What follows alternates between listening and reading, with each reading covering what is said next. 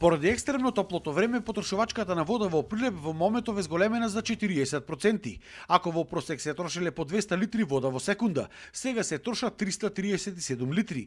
300 литри доаѓаат од изворот Студенчица, а 37 од помалите градски извори.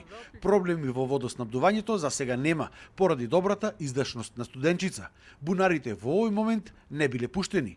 Губитоците на вода се над 50% поради застарената мрежа, но со новиот SCADA систем кој што се инсталирал и треба да профункционира наскоро, точно ќе се знае каде најмногу се губи водата и каде има дефекти на системот. Значи овие 337 литри ние што ги набавуваме доколку се вишок се ода во преливно, не ода во наплата, што и нормално мора да ги има јавното комунално предпријатие, не сме и да порача толку колку што само треба. Мораме ние да бидеме спремни во секој момент резерварите да бидат до максималното ниво, да не ги немаме проблемите кои што во моментов и ги немаме. Од Прилепски водовод велат дека бараат како здружение Атком продолжување на субвенционирањето на струјата од страна на владата, поради покачените давачки за плаќање на бенефициран стаж, зголемени плати, енергенси и електрична енергија, но за сега оттаму немале одговор. Се надеваат дека сега регулаторната комисија ќе донесе нови цени на водата со кои што овие јавни предпријатија ќе бидат рентабилни. Пред 3 години кога се носела цената, никој не можел да предвиди дека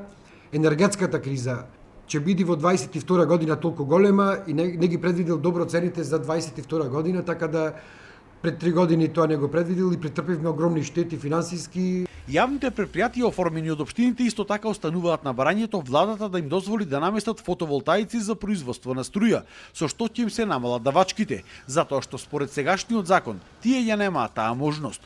Од нејасни и помалку апсурдни причини, за сега фотопанели за струја според законот може да поставуваат само јавни предпријатија оформени од владата.